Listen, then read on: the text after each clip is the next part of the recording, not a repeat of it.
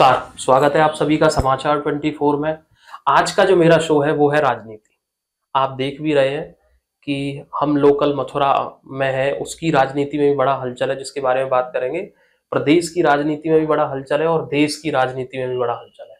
मेरे साथ आज बड़े ही स्पेशल गेस्ट मौजूद है, समाजवादी पार्टी के अधिवक्ता सभा के पूर्व जिला अध्यक्ष एडवोकेट गौरव किशनपुरिया। सर, बहुत बहुत स्वागत है आपका हमारे शो में। थैंक यू सो मच, आपने हमें ज्वाइन किया।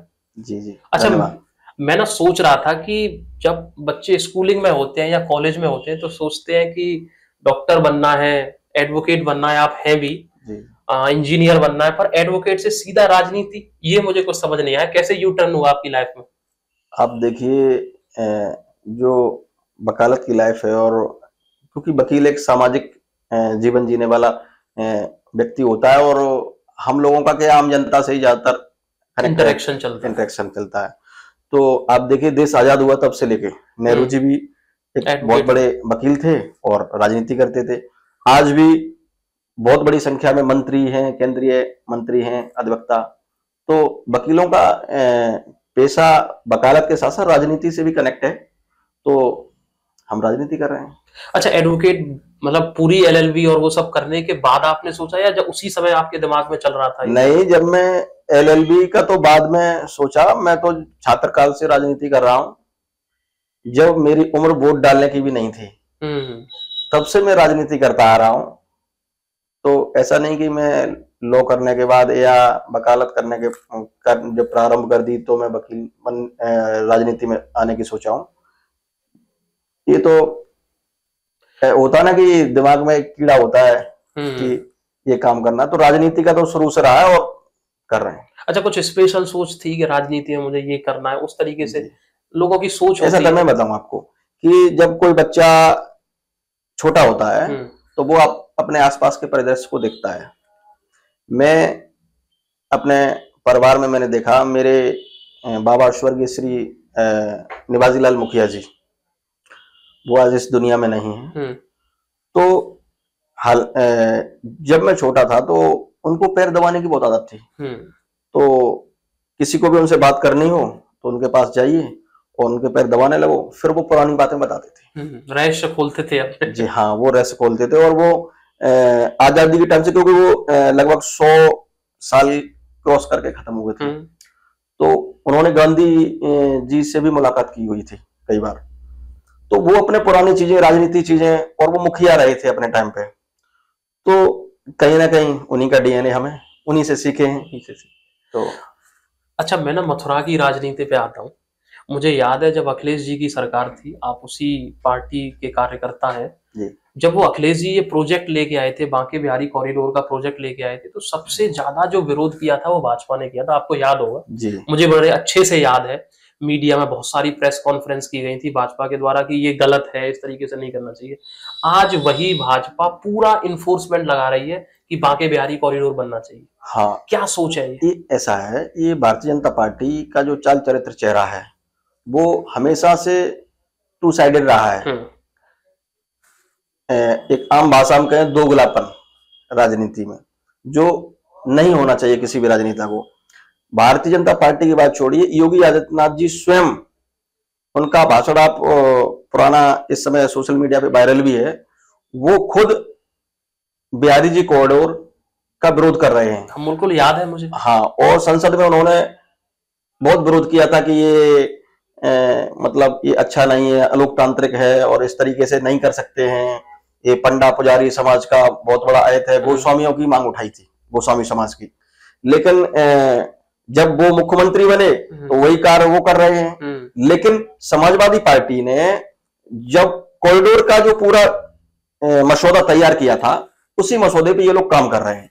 पूरा नक्शा सब कुछ तैयार हो चुका था, माननीय राष्ट्रीय अध्यक्ष श्री अखिलेश यादव जी की सरकार में वो मुख्यमंत्री थे और सब कुछ तैयार कर दे, सिर्फ बनना था।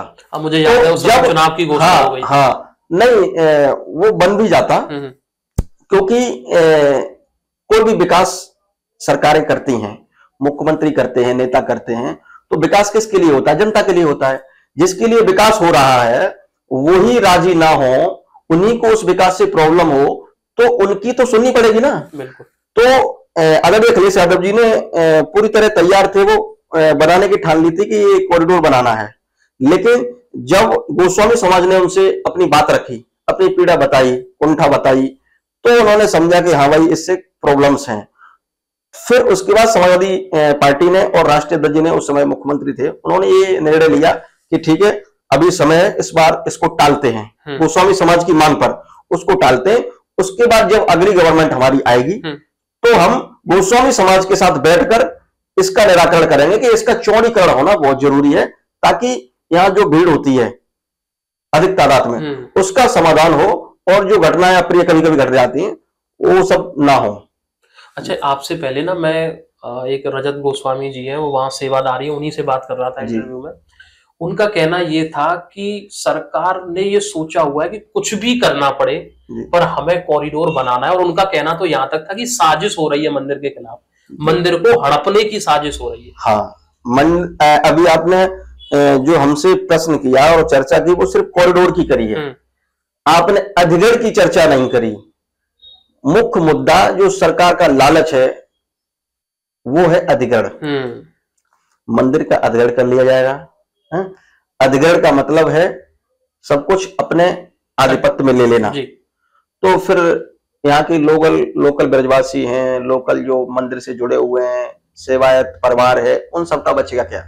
उन सबको उनके अधिकारों का आप हनन कर लोगे तो फिर क्या मतलब है? और लोकतंत्र में किसी भी स्तर पर, कहीं भी, घर से लेकर बाहर, बाहर से लेकर समाज तक, कहीं भी लोकतंत्र में किसी भी राजनेता के द्वारा लोकतंत्र की ये हत्या है। बिल्कुल। अगर आप किसी के अधिकारों का हनन करते हैं, जी। आप किसी की अपने पद पर रहते हुए अगर आप किसी के अधिकारों का हनन करते हैं तो आप राजनेता नहीं हो सकते। आप तानाशाह, हिटलरशाही के चला रहे हो, आप उनसे पूछ रहे हो, उनका नुकसान कर रहे हो। अगर मेरे घर के बाहर की सड़क खराब है, खुदी पड़ी है, उसको बना रही है सरकार, तो मुझे क्यों बुरा लगेगा? लेकिन अगर मैं उस सड़क का फिर भी विरोध कर रहा हूं बनाने पर, इसका मतलब मेरी कोई ना कोई प्रॉब्लम है। तो उस प्रॉब्लम को जानने का सरकार का कर्तव्य है। उसको प्रॉब्लम को जानोगे तभी तो रास्ता निकलेगा, वरना विनाश तो कितना भी आपने किया, पहले भी किया, विनाश फिर भी कर रहे हो। भाई गोस्वामी समाज विकास का विरोधी नहीं है। वृंदावनवासी, ब्रजवासी विकास, देखो विकास किसी को बुरा नहीं लगता, लेकिन विकास जिसके लिए हो रहा है उसके हिसाब से होना चाहिए जी। कोई प्रॉब्लम नहीं होगी। अब आप अधिगढ़ कर रहे हो, अधिगढ़ विकास का हिस्सा तो नहीं है, क्या मतलब है? अधिगढ़ का उद्देश्य क्या है? अगर अधिगढ़ ही करना था तो फिर सिर्फ बाकी बिहारी मंदिर का क्यों? अधिगढ़ प्रत्येक मंदिर का होना चाहिए जहां पे करोड़ों अरबों रुपए फंड है। और शुरुआत कहां से करनी चाहिए? जब आप शुरुआत कर दिया आपने बिहारी जी मंदिर से, तो बिहारी जी मंदिर से क्यों? शुरुआत तो गोरखपुर मठ से होनी चाहिए। फंड तो वहां पे भी होगा। बिल्कुल बिल्कुल। वरना आपने ब्राह्मण समाज को हटाकर वहां खुद बैठ गए, है ना? तो ऐसा क्यों? जब आपको इतना लालच है उस मठ का, उस मठ का मठाधीश पहले आपके मामा थे, फिर आप बने, आगे भी कोई आपका ही बनेगा, तो आप अपने मठ को बचा के सारे मठों को अधिगढ़ कर लोगे? अरे शुरुआत आप अपने से कीजिए, उसके बाद किसी को कोई प्रॉब्लम नहीं होगी। अच्छा, विपक्ष में मैं देखता हूं कि आपकी जो पार्टी है वो कांग्रेस के बाद में एक सबसे बड़ी पार्टी बन के आई है। एक्चुअली मैं थोड़ा सा देश की राजनीति पे आता हूं, फिर प्रदेश में मैं वापस में आऊंगा। अभी भारत पाकिस्तान का बड़ा तनाव हुआ, कई सारे मत थे, मैंने बहुत सारे लोगों से बात की, इवन सेना के जो रिटायर्ड लोग थे उनसे भी बात की, तो उनका कहना यही था कि अगर थोड़ा सा इंडिया ने इनिशिएटिव लिया था तो उसको और आगे बढ़ाना था। क्योंकि डोनाल्ड ट्रंप ने एक ट्वीट किया कि चलिए मैंने दोनों देशों से बातचीत की और एक सीज फायर का ऐलान कर दिया है। तो मैं ये जानना चाह रहा हूं ऐसा विपक्ष की, क्या मोदी सरकार डोनाल्ड ट्रंप के प्रेशर में आ गई उस समय? वैसे तो मैं जो राजनीति करता हूं वो जिले स्तर की करता हूं जी, और मैं अक्सर मीटिंगों में पार्टी की और तमाम जगह ये कहता रहता हूं कि हम जिस स्तर के हों उसी स्तर की हमको बात करनी चाहिए। और तमाम हमारे कार्यकर्ता और हम लोग राष्ट्रीय स्तर की, इंटरनेशनल लेवल की बात करते हैं और हम जिला लेवल पर भी काम सही से कर नहीं पा रहे हैं। लेकिन फिर भी क्योंकि हम देश के नागरिक हैं और पेशे से अधिवक्ता हैं जी, तो जानकारी होना स्वाभाविक सी बात है और देश की बात है। तो इस मामले में आपको बताता हूं कि एक वक्त था इंदिरा जी का भी, जी। जब इंदिरा जी ने फोन नहीं उठाया था हाँ, बिल्कुल। अमेरिका के राष्ट्रपति का, और जो करना था उन्होंने किया, और पाकिस्तान की सेना को घुटने टेका दिए। बिल्कुल। आज वक्त है उस सरकार का जो हर चीज पर प्रचार करती है। कुछ भी लगा लीजिए आप, पहले सर्जिकल स्ट्राइक हुआ, सर्जिकल स्ट्राइक में तमाम जगह भारतीय जनता पार्टी ने होर्डिंग लगाई, जिसमें सिर्फ मोदी जी राइफल बंदूक लेके, अमित शाह जी राइफल बंदूक लेके और AK-47 लेके खड़े हुए हैं, और धन्यवाद मोदी जी को किया जा रहा है। लेकिन वो शौर्य किसका था, वो किया किसने था? सेना ने। तो सेना का तो कहीं नाम ही नहीं था। तो ये लोग प्रचार वाले लोग हैं। अब इसकी बात करते हैं जो पहलगाम में अभी क्या है, करंट का वही, उसी वजह से आपने ये मुद्दा छेड़ा है। पहलगाम में जो घटना घटी, उसमें 4 व्यक्ति जो ट्रेंड हथियारबंद लोग थे, आतंकवादी, 4 आतंकवादी आते हैं और हमारे 26 सैलानियों को, उसमें से कुछ विदेश के भी थे, ज्यादातर भारतीय थे, उनको मार के चले जाते हैं। और जो मुख्य इशू उठा अपने देश में, वो उठा कि धर्म पूछकर मारा। धर्म पूछकर मारा, वो क्यों? ऐसा क्यों? धर्म पूछ कर ही क्यों मारा? क्योंकि वो पाकिस्तान के नागरिक थे, वो हमारे देश का नुकसान पहुंचाने आए थे, वो हमारे देश के शुभचिंतक तो नहीं थे। उनको पता है कि इस समय सत्ताधारी जो दल है वो धर्म के नाम पर राजनीति कर रहा है, इसलिए उन्होंने धर्म पूछकर मारा कि हम तो धर्म पूछकर मार के चले जाएंगे, उसके बाद ये लोग आपस में विवाद बढ़ेगा, हिंदू मुस्लिम करते रह जाएंगे, जो होगा, और इससे भारत का नुकसान होगा। और काफी हद तक उनका जो मंसूबा था वो कामयाब हुआ। लेकिन फिर भी भारत की जो आत्मा है वो संविधान में बसती है, समाजवाद में बसती है।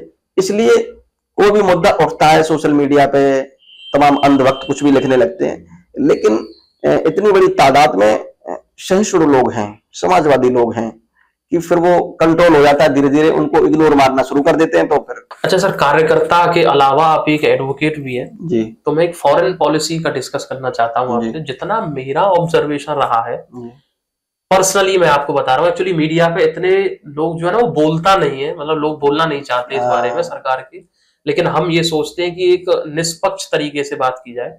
तो मेरा पर्सनल ये मानना है कि पिछले कुछ सालों में सबसे बदतर जो कंडीशन है फॉरेन पॉलिसी की, वो अब है। आपने देखा भी है, ट्रंप के प्रेशर में ये आ गए। अभी जैसे ईरान और इजराइल का चल रहा है, ना हम ईरान की तरफ है, ना हम इजराइल की तरफ है, ना हम रसिया की तरफ थे, ना हम यूक्रेन की तरफ थे। तो ये फॉरेन पॉलिसी को हो क्या रहा है हमारी?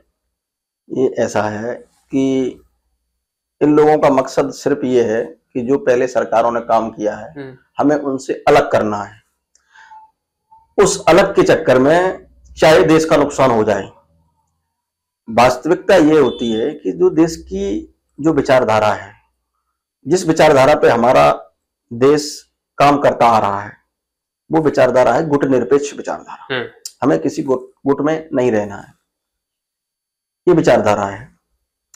लेकिन जो देश हमारे लिए हमेशा तत्पर हैं, हमारे पुराने मित्र रहे हैं और जिनको हम आजमा भी समय समय पर चुके हैं, उन देशों से अगर आप बिगाड़ लोगे तो फिर अंतर्राष्ट्रीय स्तर पर हमारी क्या ख्याति रहेगी, पहली बात। दूसरी बात ये, जब लगातार अमेरिका हमारे साथ घात कर रहा है, सबसे बड़ा घात तो इसे पाकिस्तान में आतंकवादी हमला हुआ, पाकिस्तान ने किया, और उसके बाद सीज फायर अमेरिका के राष्ट्रपति ने कराया। ये वो राष्ट्रपति बार बार बोल रहे हैं, ट्वीट भी किया उन्होंने। हाँ, प्रधानमंत्री मोदी जी देश के पहले ऐसे प्रधानमंत्री हैं जिन्होंने अमेरिका के चुनाव में, अमेरिकी चुनाव में जाकर, अमेरिका में जाकर किसी व्यक्ति विशेष के लिए वोट मांगे हों। बिल्कुल, हाउडी मोदी और तमाम, और अब की बार ट्रंप सरकार है ना, बिल्कुल बोला था, ये सब बोला था। हाँ, ये सब आपने किया तो आपको ये नहीं पता था कि आप इतनी चापलूसी कर रहे हो। जितने भी अमेरिका के दुश्मन हैं वो हमारे दुश्मन बन रहे हैं। हाँ, ये सब क्यों कर रहे हैं आप? इससे देश को क्या लाभ हुआ? कुछ भी काम व्यक्ति करता है तो उसका परिणाम भी जानना चाहिए। आपको इतनी अमेरिका की चापलूसी करने की आवश्यकता क्या थी, और उसका परिणाम फिर क्या देखा आपने, उसको मैनेज करो। फिर आप पाकिस्तान से हम सही से बदला नहीं ले पाए, हमारे कई लोग मारे गए, 4 आतंकवादियों ने मारे, उन 4 में से एक भी आतंकवादी को न तो भारत मार पाया न भारत पकड़ पाया। भारतीय सेना की जो इच्छा थी, तमाम रिटायर अधिकारियों ने उसमें अपना बयान भी दिया मीडिया पे, और तमाम सेना के जो लोग, अभी आपके यहाँ कोई फौजी आए उससे आप बात करना, वो बताएगा किया तो हाँ, तो वो लोग ये कहते हैं कि हम ये रोज रोज का रोना नहीं चाहते हैं, हम कम से कम जो हमारा नुकसान हुआ है, हम पे जो घात हुआ है, हम उसका बदला तो सही से ले लें। हमारी सेना विश्व की सबसे पराक्रमी सेना है, हमारा सेना का 10 जवान उनके 100 के बराबर हैं, बिल्कुल। उसके बावजूद भी आप अमेरिका के कहने से सरेंडर कर लेते हो। अगर आपने अमेरिका के कहने से सीज फायर नहीं किया तो आप मीडिया पे बोलो। अमेरिका का राष्ट्रपति लगातार कह रहा है कि हमने सीज फायर कराया, व्यापार रोकने की धमकी देके कराया, कारण भी बता रहा है। तो इससे विश्व स्तर पर देश की थू थू हो रही है, कोई ख्याति प्राप्त नहीं हो रही है। एक तरफ बीजेपी मोदी जी को विश्व गुरु बोलती है और दूसरी तरफ इस तरीके का कृत्य हो रहा है। बीजेपी जो बोलती है वो कर तो कभी पाती नहीं है। जी जी। तो ये तो देश का छोटा छोटा बच्चा भी जानता है कि जो बीजेपी ने बोला वो कभी किया नहीं। अभी आप बहुत ही पास की देख लो, दिल्ली चुनाव को देख लो, आप सोशल मीडिया पे सब पे देखो, दिल्ली पूरा रो रहा है, केजरीवाल जी को याद कर रहा है। स्थिति बहुत खराब है। उस समय दिल्ली में लाइट नहीं जाती थी, अब दिल्ली में लाइट बहुत कम आती है, जबकि उस समय फ्री था। बिल्कुल। तो इन लोगों की स्थिति यही है, बुलडोजर चलवा सकते हैं, गुंडागर्दी कर सकते हैं। अरे सरकार में आए हो, सरकार गुंडागर्दी करने के लिए नहीं होती है, सरकार जन कल्याण करने के लिए होती है। लोहिया जी के सिद्धांतों पर चलकर अगर कोई भी सरकार चलेगी, काम करेगी सिद्धांतों पर चलकर, तो काम सही होगा। अन्यथा गुंडागर्दी करनी हो तो फिर तो ये मान लो कि जनता को बेवकूफ बना दिया आपने, क्योंकि आपने चुनावों में ये तो नहीं कहा था कि हम गुंडागर्दी तानाशाही करेंगे, हम बुलडोजर चलाएंगे, हम कानून को ताक पे रख देंगे, संविधान की भी नहीं मानेंगे, ये तो नहीं कहा था। अगर ये कह के वोट मांगा होता तो आपकी सरकार ही नहीं आती। आपने ये कहा था कि जो पहले हुआ है उससे बेटर करेंगे, पहले जो रोजगार मिलते थे उससे 10 गुना रोजगार देंगे, याद है मुझे, सड़कें अच्छी हो जाएंगी, 2 करोड़ रोजगार प्रतिवर्ष देंगे, 15 लाख देंगे। वो तो अमित शाह जी ने स्वयं कह दिया कि वो तो जुमला था। तो आप अपनी बातों को ही पहले कहते हो, उसके बाद उसको जुमला घोषित कर देते हो। तो इन सब बातों का तो ये तो भाजपा तो अनलगल बयानबाजी करती है सिर्फ चुनाव जीतने के लिए। जनता धीरे धीरे समझ रही है। शुरुआत में पहली बार मोदी जी वोट से जीते थे, उसके बाद वोट से नहीं जीत रहे हैं, उसके बाद नोट से जीत रहे हैं, ईवीएम से जीत रहे हैं। और तमाम लोग ये कहते हैं कि अरे नहीं साहब, विपक्ष जब जहां जीत जाता है वहां चुप हो जाता है, जहां हार जाता है वहां भी ईवीएम की बुराई करने लगता है। मैं ये कह रहा हूं 2027 में हमारी गवर्नमेंट बन जाए, उसके बावजूद भी मैं ईवीएम की तारीफ नहीं करूंगा कभी, क्योंकि समाजवादी पार्टी की 37 सीटें कैसे आई हैं ये समाजवादी पार्टी के नेताओं को और कार्यकर्ताओं को पता है। माननीय राष्ट्रीय अध्यक्ष जी को पता है कि 37 सीटों के लिए कितने पापड़ बेलने पड़े हैं। 10 गुनी ज्यादा मेहनत करनी पड़ती है हमको, विपक्ष के लोगों को सीटें निकालने के लिए। ये क्यों? क्योंकि शासन प्रशासन ईवीएम सब कुछ तुम्हारा है। जैसे चोर रखाए जाते हैं वैसे वहां पर रखाने पड़ते हैं। आपने देखा होगा मथुरा में यहाँ पे सारे विपक्ष के लोग बेचारे पड़े हुए थे। अखिलेश जी ने बोला भी था प्रेस चुनावों में, मंडी में यहाँ पे ईवीएम रखी हुई थी। क्यों पढ़ना पड़ रहा है? देश आजाद हुआ तब से पहली बार ऐसे रखवाली हो रही है। क्यों? क्योंकि देश की मुख्य सत्ता पर बैठा हुआ व्यक्ति खुद को चौकीदार कहता है, लेकिन चौकीदार नहीं है। आगे का शब्द क्या बोले। अच्छा, नेशनल सिक्योरिटी से हटके ना मैं वही समाजवादी वर्सेस बीजेपी पे आता हूँ जी। एक्चुअली विकास 2014 से चल रहा है जी। आप मुझे ये बताइए कि वो जो विकास है वो कितना बड़ा हुआ है? देखो, विकास क्या है कि बड़ा तो तब होगा जब वो पैदा होगा। अच्छा, पैदा ही नहीं हुआ है? नहीं हुआ है जी। उत्तर प्रदेश में जो भी इन लोगों ने किया है वो सिर्फ उसी काम को किया है जिन कामों को आदरणीय राष्ट्रीय अध्यक्ष जी ने छोड़ा था कि एक काम अगली सरकार बनने पर, हम समाजवादी सरकार जब अगली बार बनेगी तो हम करेंगे, क्योंकि 5 साल में जो वर्क हो सकता है वही तो किया उन्होंने। उसके बाद आगे का जो मसौदा था उसी पे ये लोग काम करते रहे, उसी पे फीता काटते रहे। आप हमारे मथुरा से ही लगा लो, मथुरा में ऐसा कोई गली कूचा चौराहा नहीं है जहां पे इन लोगों ने पट्टियां ना बदली हो। जो शिला पट्टिकाएं लगी होती हैं, जहां भी राष्ट्रीय अध्यक्ष जी की, अखिलेश यादव जी की शिला पट्टिकाएं लगी थी, वो सब हटा के इन लोगों ने कहीं उप मुख्यमंत्री का नाम लिखा, कहीं योगी जी का नाम लिखा है। मच्छी फाटक, मथुरा का जो क्योंकि हम लोग कचहरी जाते हैं तो कोर्ट जाते हैं डेली, मच्छी फाटक से होके लगभग आधा मथुरा निकलता है जिसको कचहरी जाना होता है। तो वो मच्छी फाटक से लोग परेशान थे।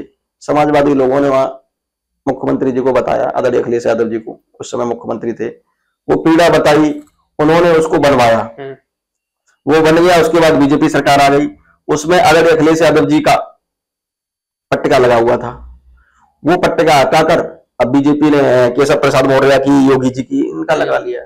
तो ये बहुत हल्कापन, छोटापन, इस तरह की, मतलब जिले स्तर के नेता भी इतना हल्कापना नहीं करते जितना मुख्यमंत्री जैसे पद पे बैठे हुए लोग, ये लोग कर रहे हैं। पता नहीं ये सब, इन सब चीजों से ऐसा, जनता तो बहुत समझदार है, जनता को पता है कि मच्छी फाटक समाजवादी पार्टी ने बनाया है, जो वो पुल है आदरणीय अखिलेश यादव जी ने बनाया है। अब आप कुछ भी लिख लो उस पर, भाई वो गवर्नमेंट दूसरी थी उस समय बना, तो पट्टियां कैसे बदल गई? तो बहुत जगह मैं परिक्रमा लगाने अक्सर जाता हूं गोवर्धन गिरिराज जी की, वहां देखा मैंने कि हर बार जाते थे आदरणीय अखिलेश यादव जी की पट्टियां लगी हुई थी, वहां वृक्षारोपण बहुत बड़ी संख्या में हुआ था और वहां का जो विकास हुआ था उसमें परिक्रमा मार्ग के किनारे पट्टियां लगी हुई थी पूर्व मुख्यमंत्री जी की। उस समय उन्होंने अपने कार्यकाल में कराया था, आदरणीय अखिलेश यादव जी की पट्टियां लगी हुई थी विकास कार्यों की। वो मैंने देखा कि पट्टियां गायब, मैंने उसको सोशल मीडिया पे प्रचारित किया उस चीज को कि मैंने यहाँ पे ऐसे पट्टियां थी गायब। अगली बार परिक्रमा लगाने गए तो वो पट्टिया की जगह दूसरी पट्टियां, वो शिला पट्टिका हटा के योगी जी ने अपनी पट्टियां लगवा ली उसमें शिला पट्टिका। उसके बाद फिर उसको थोड़ा सा हम लोगों ने विरोध किया, फिर वही पट्टियां फिर लगाई गई। तो बहुत छोटे स्तर का काम कर रहे हैं ये लोग, बहुत मतलब तुच्छ सोच वाला काम, मतलब विकास नहीं करना चाहिए। ये राष्ट्रवाद, हिंदूवाद, सनातन धर्म, हिंदू राष्ट्र, इतने बड़े बड़े शब्दों का प्रयोग करते हैं ये लोग, उतने ही छोटे लोग हैं ये। अच्छा, अभी 2024 में केंद्र सरकार के जब चुनाव हुए तो बीजेपी का एक नारा था कि अब की बार 400 पार जी, खूब नारा भी चला जी। बाद में रिजल्ट आया तो वो 240 पे सिमट गए। कांग्रेस जो थी वो 99 पे, और आपकी जो पार्टी थी समाजवादी पार्टी, वो देश की तीसरे नंबर की सबसे बड़ी पार्टी उभर के आई जी। एक्चुअली ये चमत्कार के पीछे क्या मेहनत रही? अभी आप मेहनत की बात कर रहे थे ना, वो मैं जानना चाह रहा हूँ कि अखिलेश जी के क्या मतलब एक प्लानिंग थी और आप जो कार्यकर्ता थे उन्होंने कैसे उसे इंट्रोड्यूस किया? देखो ऐसा है कि जब चुनाव चल रहा था तो लगातार हम कार्यकर्ताओं को प्रशिक्षण शिविर भी कराए जा रहे थे, प्रशिक्षित भी किया जा रहा था।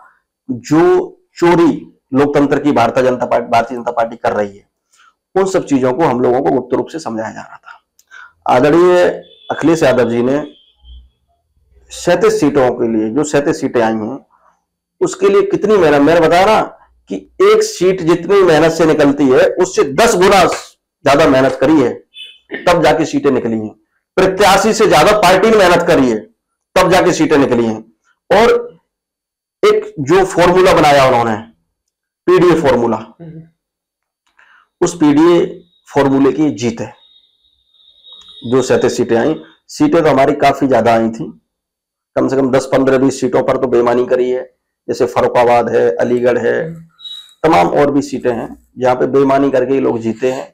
मेरठ सीट है, ये लोग बहुत सारी सीटें हार रहे थे, लेकिन उन्होंने, क्योंकि अधिकारी इनके हैं, इन्हीं की मानसिकता के हैं, आरएसएस की मानसिकता के हैं, और जिसकी सरकार होती है अधिकारी तो उसी के बजाते हैं, तो इन्होंने सत्ता का पूरा दुरुपयोग करके लोकतंत्र की हत्या करी। उसके बावजूद भी वोट प्रतिशत इतना ज्यादा था विपक्ष का, समाजवादी पार्टी का, कि बहुत इन्होंने माइनस किया, फिर भी हमारी जीत हुई। इसीलिए हम लोगों की जो तैयारी आगामी 2027 की है उसी स्तर की है, क्योंकि एक बार बेईमानी हो, 2 बार हो, बेईमानी करते करते अब तो दशक बीत गया है। तो हम लोगों को पता है कि कहाँ कहाँ पे ये क्या क्या कर सकते हैं, तो उस पर लगातार हाँ एक्सपीरियंस हो गया हम लोगों को धोखा खा खा के। तो लोकतंत्र के हथियारों से बचने के लिए जहां जहां भी प्रोटेक्शन की आवश्यकता है, पार्टी लगातार कर रही है, कार्यकर्ताओं को प्रशिक्षित कर रही है। और बूथ स्तर पर समाजवादी पार्टी इस समय जो काम कर रही है, कोई पार्टी इतना काम नहीं कर रही है, बहुत मजबूती से काम चल रहा है। और 27 में वो दिखाई देगा, क्योंकि पार्टी स्तर का संगठन का काम पार्टी करेगी, बूथ स्तर का हम सब लोग लगे हुए हैं अपने अपने जनपदों पे, अपने अपने क्षेत्रों में लगे हुए हैं। उसके बाद जो मुद्दे हैं, ऐसा कोई भी मुद्दा नहीं है जनहित का जो समाजवादी पार्टी ना उठा रही हो।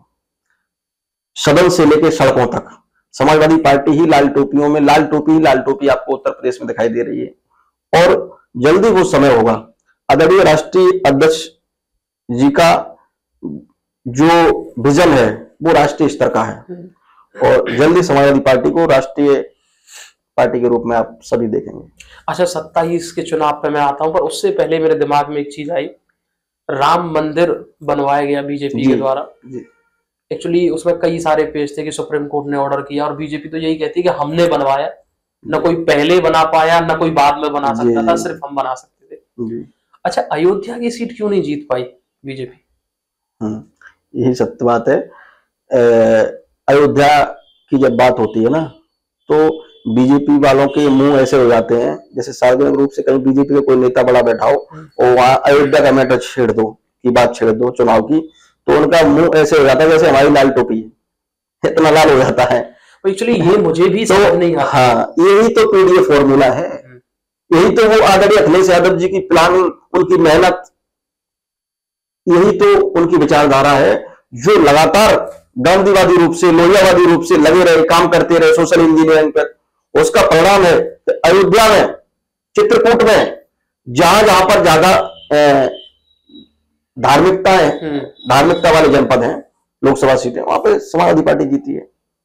इसलिए जीती है कि जब मंदिर बना तो वहां पे बहुत बड़े क्षेत्र में मंदिर बना, एयरपोर्ट बना, उन सब चीजों के लिए जमीन ली गई। जमीन योगी जी की तो थी नहीं, वो जनता की थी, ना भारतीय जनता पार्टी के नेताओं की थी, ना वो गुजरात से जमीन लाई गई, वो तो अयोध्या वासियों की थी ना। जमीनों का अधिग्रहण नहीं किया सरकार ने, जमीनों पर कब्जा किया।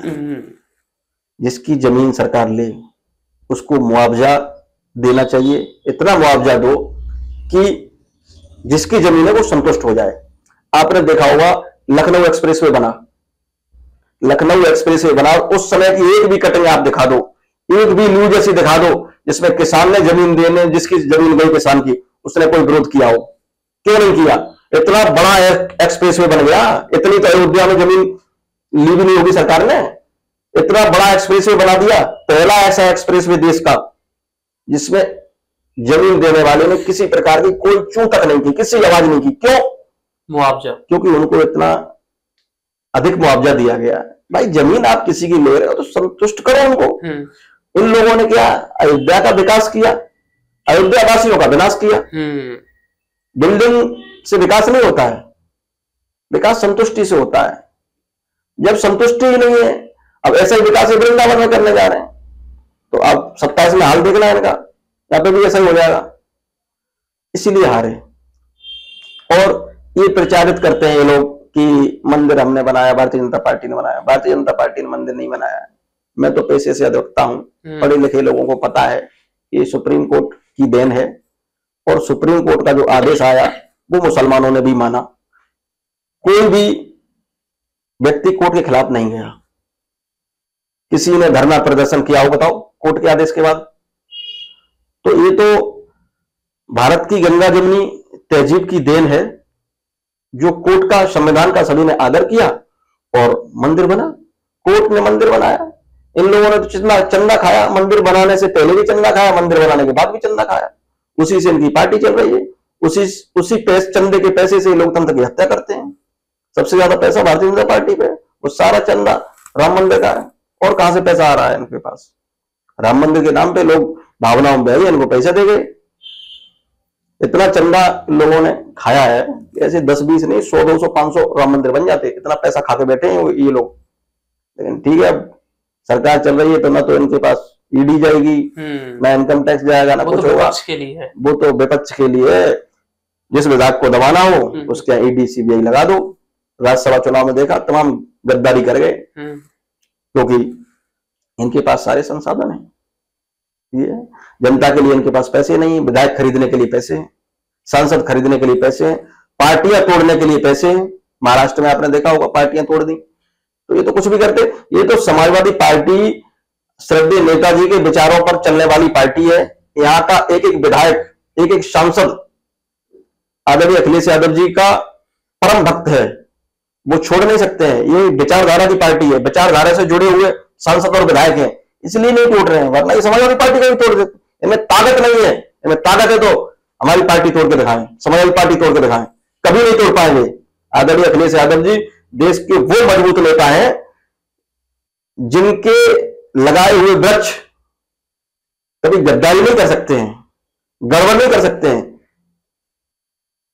आप अभी देख रहे हैं, आगे देखिए, एक दो ने जो गद्दारी की वो आगे दिखावे में, किसी न किसी लालच में या किसी आगे पीछे की तमाम बातें होती हैं। अच्छा, आपने वफादारी की अभी बात की, आरएलडी का मुझे याद है जी, समाजवादी पार्टी और आरएलडी ने मिलकर चुनाव लड़ा, और फिर जब सेंट्रल का चुनाव आया तो आरएलडी आपसे अलग चली गई जी। तो वो आपकी विचारधारा से सेट नहीं हो। मैं बताऊं ना, वो विचारधारा, वो पार्टी का मामला अलग है, वो गठबंधन की पार्टी थी। भाई जयंत चौधरी जी को राज्यसभा सांसद समाजवादी पार्टी ने बनाया, लेकिन वो अपनी पार्टी के मुखिया हैं। जयंत चौधरी वो दूसरी पार्टी है, उनकी विचारधारा दूसरी है, वो सदैव दल बदलू रहे हैं, तो उन्होंने कोई नया काम नहीं किया, उनकी पार्टी सदैव ऐसा ही करती रही है, उन्होंने फिर भी कर लिया। क्या जितने उनके विधायक हैं क्या उतने में राज्यसभा बन सकता था? उनको राज्यसभा दे दी, और उसके बाद वो जाके वहां जब उन्होंने देखा मंत्रालय मिल रहा तो चले गए। तो वो तो दल बदलू शुरू से ही मामला है, वो तो उन पे क्या कमेंट करना।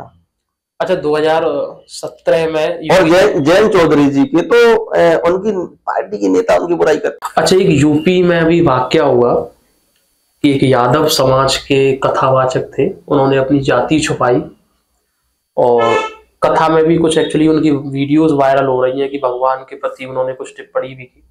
लोगों का आक्रोश हुआ और बाल उनके जो है मुड़वा दिए गए।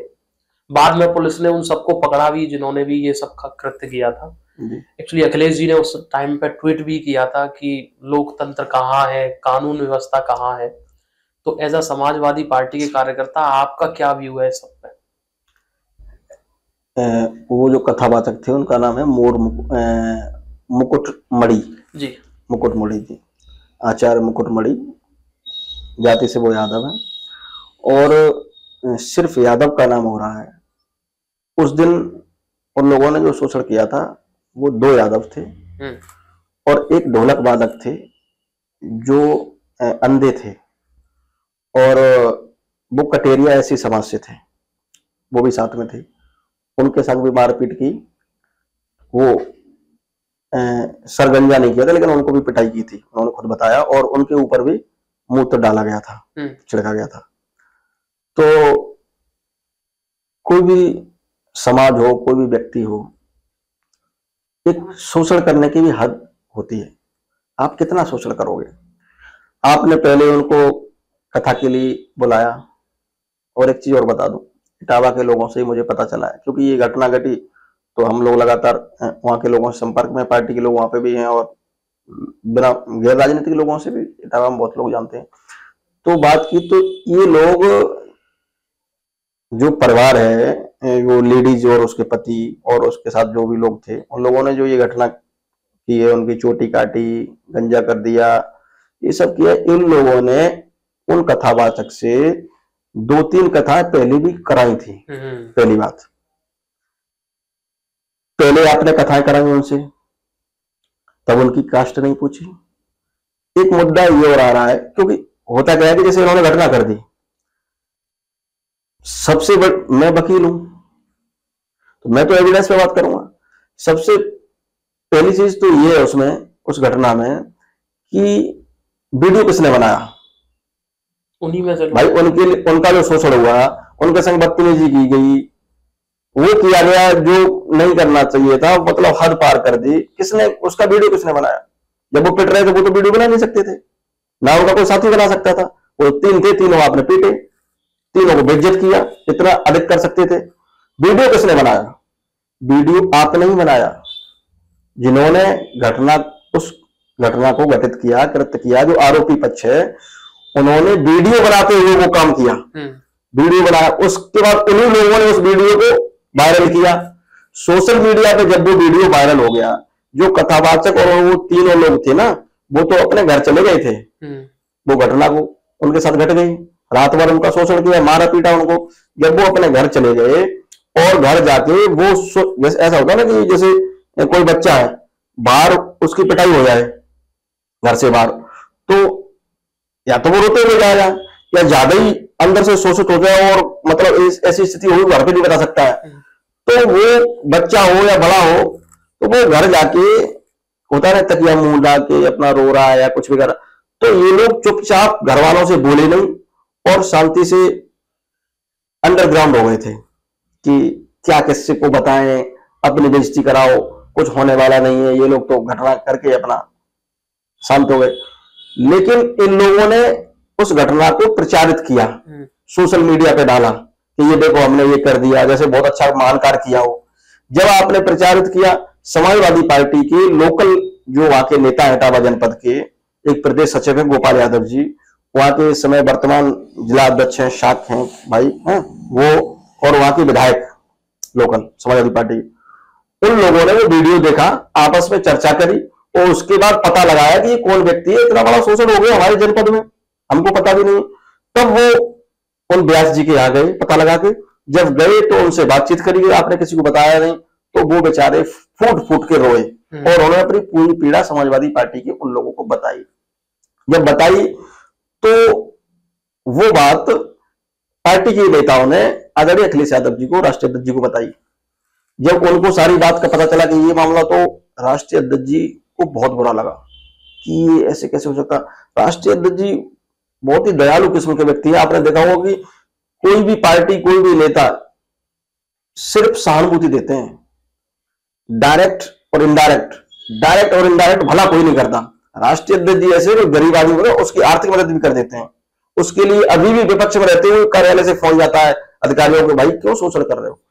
राष्ट्रीय अध्यक्ष जी दूसरे की पीड़ा देखते खुद परेशान हो जाते हैं, ऐसे व्यक्ति है।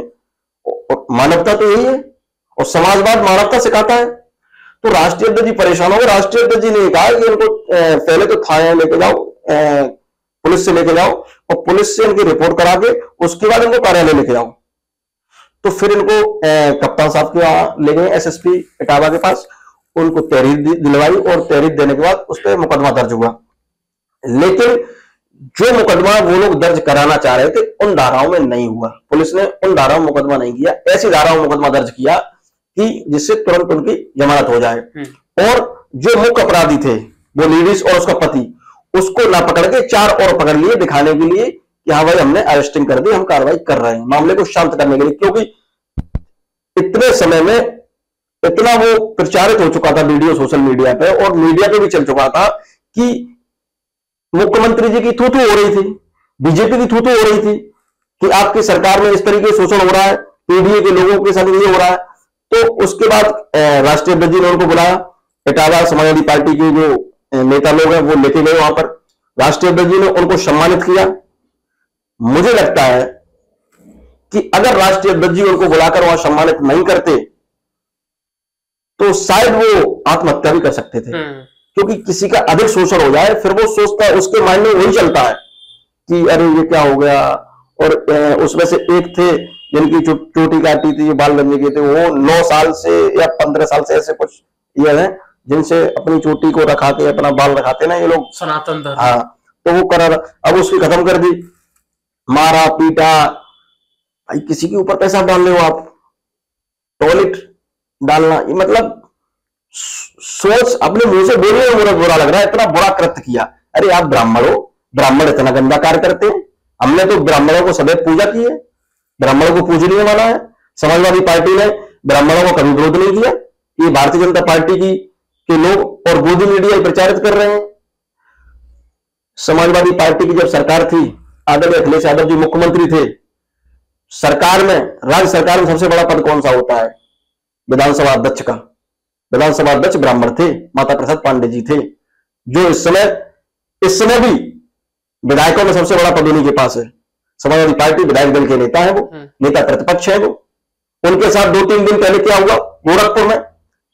योगी जी के लोगों ने, भारतीय जनता पार्टी गोरखपुर में सारे योगी जी के लोग, उन्हीं के गुंडों ने एक ब्राह्मण के ऊपर अंडे फेंके, उनकी गाड़ी फोड़ दी, बुलडोजर उनके सामने आगे चल गए। पुलिस क्या कर रही थी? जबकि नेता प्रतिपक्ष पहुंच रहे हैं तो मुख्यमंत्री के बराबर सिक्योरिटी होनी चाहिए। आप उनके ऊपर अंडे फेंकवा रहे हो और वैसे आप ब्राह्मणों को हितैषी बन रहे हो। आपकी गोदी मीडिया प्रचारित कर रहे हैं समाजवादी पार्टी ब्राह्मण विरोधी है।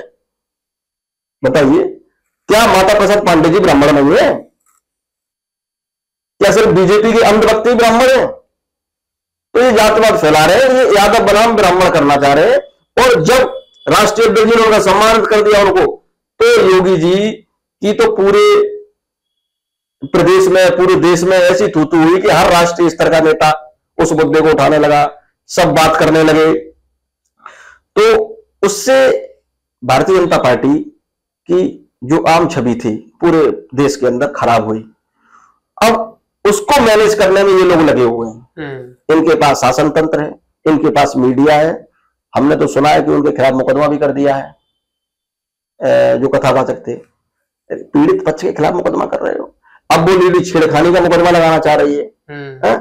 अभी जब घटना हुई थी उसके बाद जब राष्ट्रीय अध्यक्ष जी ने उनको सम्मानित किया, उसके बाद मैंने उस लेडीज जो आरोपी है और उसके पति है, उन दोनों की भाषा देखी थी। बहुत सरल और सौम्य भाषा थी। वो नरम हो गए थे और उन्हें ऐसा लग रहा था कि अब ऐसा ना हो कि भाई घटना तो हमने गलत किया ही है, तो ऐसा ना हो कि हमको जेल भेज दिया जाए। तो वो बेचारे बहुत परेशान थे। बेचारे मैं इसलिए कह रहा हूँ, वो परेशान थे। अब वो परेशान आदमी बेचारे, वो बेचारे बन गए थे। लेकिन वो बेचारे सिर्फ 1-2 दिन रहे, अब वो फिर तांडव कर रहे हैं, अब वो फिर गंदी भाषा बोल रहे हैं। क्योंकि अब उनको मुख्यमंत्री जी के यहां से कह दिया गया है कि तुम जितना उद्यम कर सकते हो, जितना बदतमीजी कर सकते हो करो, क्योंकि हमको तो तुम्हें बोहरा बनाकर अब ब्राह्मण बनाओ, यादव कराना है पूरे उत्तर प्रदेश में, आग लगानी है। अगर आप ब्राह्मणों के इतने बड़े हितैषी हो, पूर्वांचल के सबसे बड़े ब्राह्मण नेता रहे आदरणीय श्रद्धेय, इस समय दुनिया में नहीं है, श्रद्धेय हरिशंकर तिवारी जी, उनको नेता बनाने की मशीन कहते थे। उन्होंने जान कितना नेता बना दिया। योगी जी के मटका और उनका हमेशा विरोध रहा आपस में। वो दुश्मनी निकालते हुए जब उनकी मूर्ति लगी उस पर बुलडोजर चलाया गया। आप ब्राह्मण की मूर्ति पे जो इस दुनिया में नहीं, उस पर बुलडोजर चला रहे हो। उसके बाद तिवारी जी का हाथा नाम से जो प्रसिद्ध है उनका आवास, उनके बेटे हैं विनय शंकर तिवारी जी, पूर्व विधायक भी हैं। आपने उनके घर पे बुलडोजर चलवाया, उनको जेल भिजवाया। तो आप ब्राह्मण कैसे हो सकते हो? योगी सरकार में, योगी फर्स्ट जब हुई थी तो ब्राह्मण महासभा ने खुद ये मीटिंग करके ये सार्वजनिक तौर पर घोषणा की थी कि मतलब एक पूरा डाटा दिखाया था कि सबसे ज्यादा इनकाउंटर योगी और बीजेपी सरकार में ब्राह्मणों के हुए। तो आप ब्राह्मणों के हितैषी कब से हो गए? आप आदरणीय अखिलेश यादव जी की बढ़ती लोकप्रियता को डाउन करने के लिए शासन, प्रशासन, साम दाम दंड भेद, गोदी मीडिया सबका प्रयोग कर रहे हो। राजनीति में एक स्तर होता है, उस स्तर से नीचे नहीं गिरना चाहिए। आप जितना गिरोगे ये उत्तर प्रदेश देख रहा है। अगर आप इतने भले होते तो 24 में भारतीय जनता पार्टी हारती नहीं। 24 को चुनाव में भाजपा हारी है, ये मुख्यमंत्री जी के कारण हारी है, मोदी जी के कारण हारी है। अब ये पहले धर्मवाद करते थे, अब उत्तर प्रदेश में जातिवाद कर रहे हैं। इन्होंने, आपने आगरा में देखा आदि रामजीलाल सुमन जी के साथ क्या हुआ। क्या समाजवादी पार्टी में ठाकुर नेता नहीं है? क्या क्षत्रिय समाज के लोगों को मंत्रालय नहीं मिले थे समाजवादी पार्टी सरकार में? क्या आज भी बड़े बड़े पदाधिकारी नहीं है समाजवादी पार्टी में? सब हैं। लेकिन हर जात में हर वर्ग में, हर धर्म में अंधभक्त भी पाए जाते हैं। उन अंधभक्तों से टोल करा करा के, गोदी मीडिया का दुरुपयोग करके ये लोग बदनाम करने का समाजवादी पार्टी को काम करते हैं। लेकिन पब्लिक अब जान चुकी है, परेशान है। पब्लिक को तो रोजगार चाहिए, ब्राह्मणों को रोजगार चाहिए।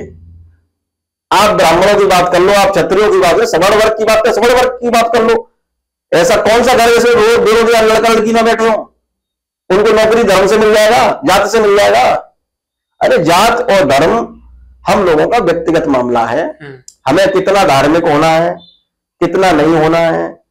हमारे घरों में और समाज में तमाम लोग धार्मिक होते हैं, तमाम नास्तिक होते हैं, तमाम आस्तिक होते हैं। तो वो उनका व्यक्तिगत मामला है। आप पूजा पाठ करो, ये आपकी प्रॉब्लम है, ना करो तो ये प्रॉब्लम आपकी मानसिकता है। लेकिन इन सब चीजों पर राजनीति क्यों होती है? ये राजनीति के मुद्दे नहीं है। राजनीति होती है इसलिए फिर काम नहीं होते भाई। या तो धर्म और जाति पर राजनीति कर लो या विकास पर राजनीति कर लो। अरे आप आदरणीय अखिलेश यादव जी के सामने आप विकास की चर्चा नहीं कर पा रहे हो, उनसे कंपटीशन करो ना। उन्होंने भी विकास किया है 5 साल में, आप दूसरी सरकार मिला के भी नहीं कर पा रहे हो। प्रधानमंत्री और मुख्यमंत्री जी दोनों ही काम मिला लो तो राष्ट्रपति जी कम से कम पड़ जाएगा। डबल इंजन की सरकार, डबल इंजन है। अरे ये 2-4 इंजन है, डबल क्या कई इंजन है। उप मुख्यमंत्री हैं, अभी इनके एक उप मुख्यमंत्री वो मिश्रा जी आए थे, पाठक जी, ब्रजेश पाठक जी आए थे, यहाँ मथुरा आए थे। तो उनके पास स्वास्थ्य मंत्रालय भी है। वो गोवर्धन में एक स्वास्थ्य केंद्र में गई, वहां पे टोटल का जो टोटल स्टाफ है वो 40 से ऊपर है। और जब मंत्री जी का पहले से पता था कि मंत्री जी इस समय जनपद में हैं, और मंत्री जी वहां पहुंचे, जब वहां मंत्री जी पहुंचे तो वहां 30 लोग एब्सेंट मिले। 40 में से 30? हाँ, 40 में से 30। बाकायदा अखबारों में पढ़ा मैंने तो अखबारों में पढ़ा मैंने। 40 में से 30 एब्सेंट मिले। मंत्री जी ने वहां जो उपस्थित अधिकारी थे उनको फटकार लगाई, उनको सस्पेंड करने के आदेश दिए, उनकी तनख्वाह काटने के आदेश दिए। मुझे तो बाद में पता नहीं चला कि भी सस्पेंड हुआ हो। जब उप मुख्यमंत्री जैसा व्यक्ति कुछ नहीं कर पा रहे हैं, उनकी कोई मान नहीं रहा है, तो इनके नेताओं, इनके कार्यकर्ताओं को कौन पूछ रहा है? वैल्यू नहीं है, बिना वैल्यू के शक्तिहीन लोग हैं। तो ये स्थिति है, इनके इंजन आपस में टकरा रहे हैं, इसलिए किसी की नहीं चल रही है। अच्छा, कुछ आरोप है जो बीजेपी हमेशा समाजवादी पार्टी पर लगाती है, मैं चाहता हूं कि आप उनका खंडन करें। सबसे पहला तो वो हमेशा से यही बोलते हैं कि समाजवादी पार्टी गुंडों की सरकार रही है जी। इसका खंडन करिए आप। देखो, जब गुंडागर्दी की, गुंडों की बात करते हो तो गुंडा कौन है? जिसके खिलाफ मुकदमा चल रहे हो गुंडागर्दी के। अभी तो बीएनएस है। जिस समय योगी जी के ऊपर मुकदमे थे, आईपीसी के थे, 27 मुकदमे थे, मुझे याद है, सारे हटा दिए। 27 मुकदमे थे। और वो देश के पहले ऐसे मुख्यमंत्री हैं जिन्होंने अपने ऊपर लगे हुए मुकदमे, आपराधिक मुकदमे, अपने हाथों से ही हटाए जी। तो अब इनको कौन सा इनाम दिया जाए? गिनीज बुक वर्ल्ड रिकॉर्ड में इनका नाम लिखा जाए? तो ये लोग कहने लायक नहीं है। उप मुख्यमंत्री केशव प्रसाद मौर्य, अभी कुछ समय पहले ही उनका एक वो आया इंटरव्यू, उसमें कह रहे थे मैं अतीक अहमद के सामने राइफलें लेके और उससे चलता था। तो आदरणीय अखिलेश यादव जी ने कभी कहा कि राइफलें लेके चलता था मैं? उनके अलावा सिक्योरिटी के अलावा, उनके साथ सिक्योरिटी के अलावा कोई कार्यकर्ता या कोई कभी राइफल लेके साथ में दिखाई देते हैं? ये गुंडागर्दी करने वाले लोग हैं और मुंह से कभी न कभी निकल जाता है। तो वो सब अपना बखान खुद ही मीडिया पे कर दिए। तो और उप मुख्यमंत्री के ऊपर खुद ही मुकदमे आपराधिक ताकि दर्ज थे और वो उन्होंने अपनी सरकार में खत्म किए। तो इन्होंने खुद को क्लीन चिट दी है। जो खुद को क्लीन चिट दे, उससे बड़ा चोर कौन हो सकता है? उससे बड़ा माफिया गुंडा कौन हो सकता है? और इस समय जहां जहां भी बालू के खनन जिन जिन जनपदों में होते हैं, उनमें आप पता लगा लो, खनन पे ऑन रिकॉर्ड रोक है और ऑफ रिकॉर्ड खनन पहले से भी 10 गुना ज्यादा हो रहा है। वो कौन करा रहा है? सारे मुख्यमंत्री जी के लोग हैं। सारा पैसा कहां पहुंचता है आप समझ लीजिए। राजनीति में कैसे क्या होता है, आप पत्रकार हैं, आपको सब पता है। अच्छा, दूसरा सबसे बड़ा ब्रजेश सिंह, मैं बताना चाहता हूं, ब्रजेश सिंह आज की डेट में उत्तर प्रदेश का सबसे बड़ा खनन माफिया है ब्रजेश सिंह, जो योगी जी का बहुत खास आदमी है। और गुंडागर्दी का उसका क्या इतिहास है वो भी सबको पता है। तो एक ब्रजेश सिंह थोड़े पता नहीं कितने, मतलब जो भी योगी जी के लोग हैं वही सिर्फ गुंडागर्दी कर सकते हैं, वही सिर्फ गलत कार्य कर सकते हैं, उनको कोई आरोप नहीं लगेगा, वो अच्छे हैं।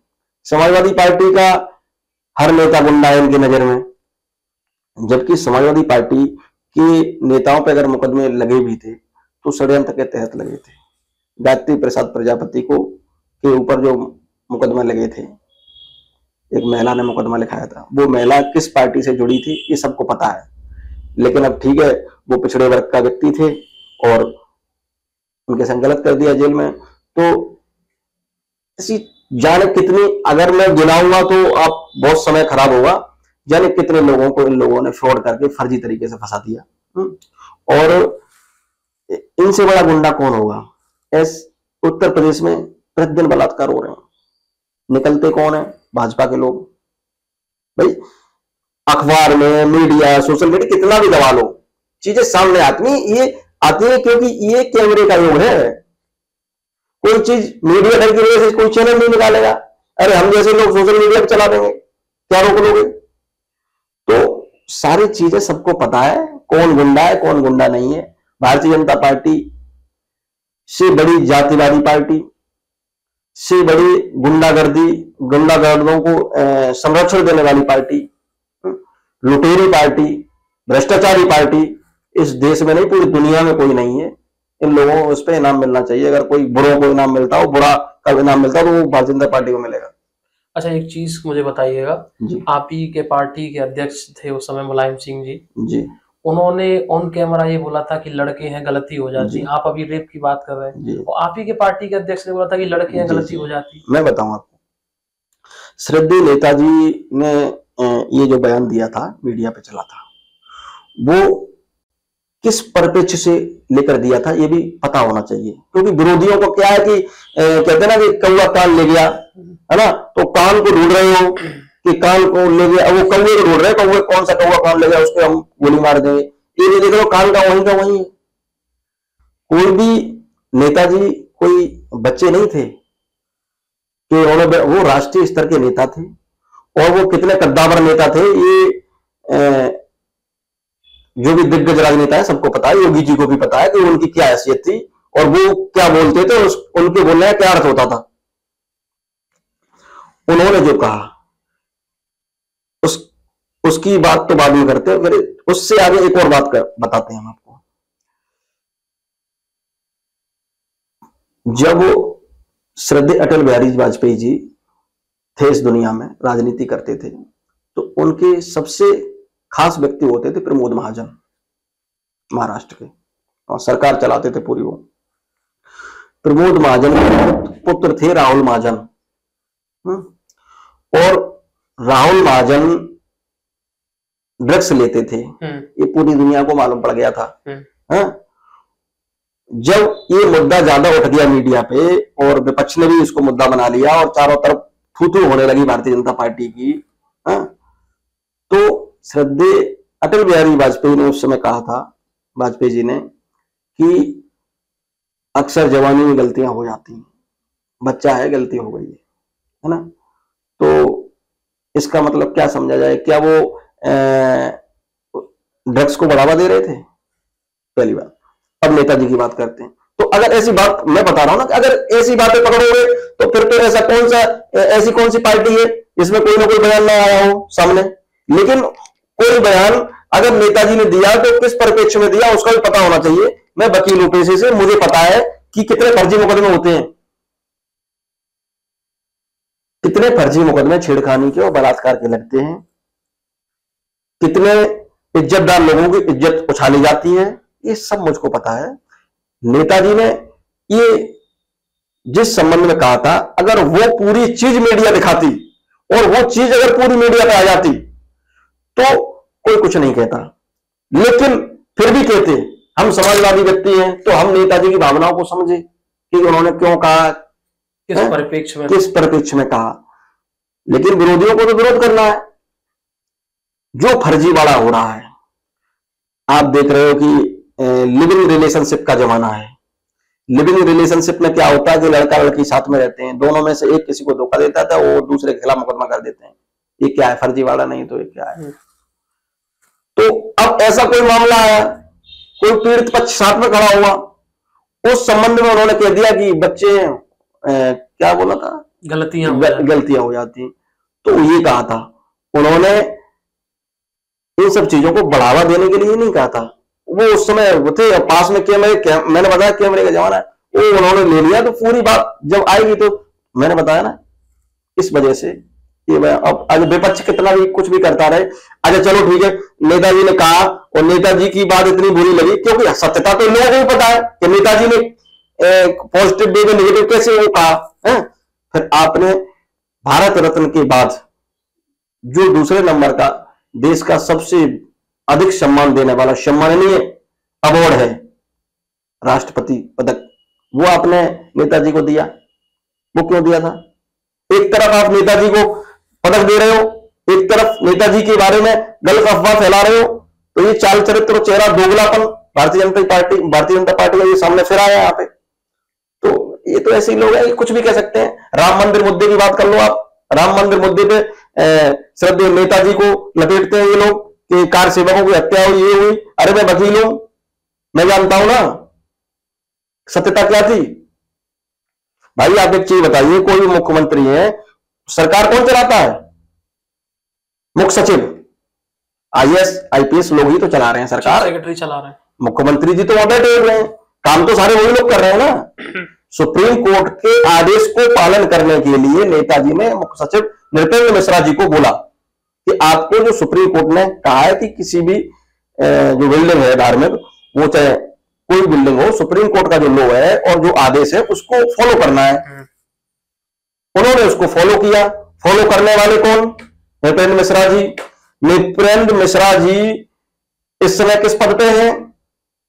राम मंदिर निर्माण समिति के अध्यक्ष हैं नृपेंद्र मिश्रा जी। ये किसने बनाया? भारतीय जनता पार्टी के लोगों ने। उस मामले में नेताजी को बदनाम कौन करता है? भारतीय जनता पार्टी के लोग। अंध भक्तों का चश्मा अलग है, उनकी तो आंखें बंद हैं। वो तो, उन्हें तो नेताजी की बुराई करनी है, आदर अखिलेश यादव जी की बुराई करनी है। लेकिन सत्य बात को समझने वाले जो लोग हैं वो जानते हैं नेताजी से बड़ा धार्मिक व्यक्ति बीजेपी में कोई नहीं होगा। वो पहलवान थे, और पहलवान आपको पता होगा कि हनुमान जी के सारे पुजारी होते हैं, और जो हनुमान जी का पुजारी होता है वो तो स्वाभाविक सी बात है, राम भक्त तो हो गई। उसका तो उठना और सोना दोनों राम जी का नाम लेके ही होता है। और हमारे आपके यहाँ शुरू से राम राम एक प्रचलन है, तकिया कलाम है, राम राम राम राम। सब लोग एक दूसरे से मिलते हैं, राम राम साहब, अभी आप आए, मैंने कहा राम राम साहब, तो ये करते हैं। अब इन लोगों ने नया ट्रेंड शुरू कर दिया कि मुसलमानों के सामने जय श्री राम के नारे लगाओ। अरे भाई, वो उनका धर्म दूसरा है, हमारा धर्म दूसरा है। वो तो हमसे नहीं कहते हैं अल्लाह अकबर करो। भाई वो हमसे अपने धर्म की चीजें नहीं बुलवा रहे हैं, तो हम उनसे क्यों बुलवा रहे हैं? अरे वो अपने में खुश, हम अपने में खुश, शांति से संविधान के हिसाब से देश को चलने दो। नहीं, उसमें बीजेपी को फायदा नहीं होगा। अच्छा, मेरा आखिरी सवाल था, अभी मैं देख रहा था आपके बारे में, पढ़ भी रहा था कि आप बड़ा सोशल वर्क करते रहते हैं जी। मेरे दर्शकों को बताइए आपने क्या क्या सोशल वर्क किए हैं अभी तक? सोशल वर्क तो हमारा ट्रस्ट भी है, तो ट्रस्ट के माध्यम से भी हम बहुत सारे काम करते रहते हैं।